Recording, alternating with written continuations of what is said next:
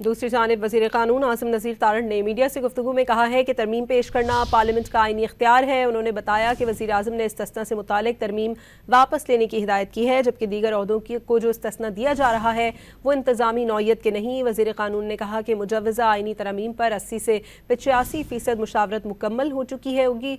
आज शाम तक कमेटी की जानिब से मंजूरी दिए जाने का इम्कान है। रुक जाए तो ये हदायत जब मैं रास्ते में था मुझे पहुंची थी। मैं सिर्फ उन सेनेटर साहिबान से ये बताना चाहता था कि वो प्रेस नहीं करेंगे। देखिए, जो प्राइवेट मेंबर अमेंडमेंट्स है ना, वो पार्लियामान का एक इख्तियार है जो कि उन्हें कानून के तहत हासिल है। उन्होंने अपनी दानिश में माजी की मिसालें देख के कि जो जो होता रहा है मुख्तलिफ औकात में वो डाली, लेकिन वज़ीर आज़म साहब क्योंकि कल ट्रांजिशन में थे, वहाँ पे अज़रबैजान के यौम दिफा से फ़ारिग होकर वो फ़्लाइट में थे। रात जब वो आए हैं तो उन्हें मालूम पड़ा कि ये अमेंडमेंट्स आई हैं। उन्होंने सुबह ये बात कर दी थी कि मुझे ये बिल्कुल नहीं चाहिए। उन्होंने मुझे सुबह और अटॉर्नी जनरल को बुलाया था, हमारी उनसे मीटिंग हुई।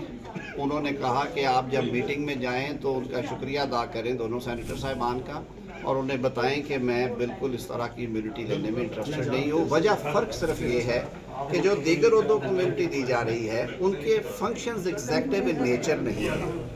वज़ीर आज़म के फंक्शंस एग्जेक्टिव इन नेचर हैं, यानी कि वो मुल्की ख़जाने से, मुल्की बजट से, मुल्की महकमों के जो स्ट्रक्चर्स और उनमें अखराजात के हवाले से उनके फ़ैसले और काबीना में किए गए फ़ैसले अहम होते हैं। आइन में ऑफिशियल कैपेसिटी में उनके जो फंक्शंस हैं उन पे उनको ऑलरेडी इम्यूनिटी है। तो उस बैकग्राउंड में उन्होंने कहा कि जो कुछ आइन में लिखा हुआ है मेरे लिए या वज़ीर आज़म के लिए, मैंने तो नहीं रहना हमेशा, वो बहुत मुनासिब है। फंक्शंस मुख्तलिफ होने की वजह से इन नेचर वो ज़ाती तौर पे समझते हैं कि ये इम्यूनिटी वज़ीर आज़म के लिए नहीं होनी चाहिए। ये उनका एक मुस्तहसन कदम है और मेरे ख्याल में इसे हमें मुस्बत। आज कमेटी मुसवदे की मंजूरी दे देगी। आज देखिए, अभी हम कोई 80-85% क्लॉजेस कर चुके हैं, क्योंकि ये नया आइन तो नहीं ना लिखा जा रहा है, ये अमेंडमेंट्स हैं और ये 4 टॉपिक्स के ऊपर टोटल अमेंडमेंट्स है।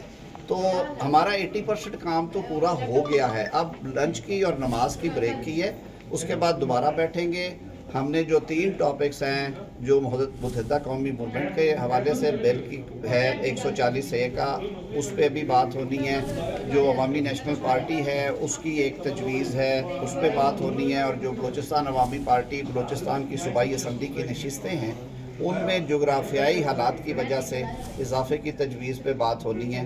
तो मेरे ख्याल में ये आज शाम तक, शायद आज शाम तक हम इसे कंप्लीट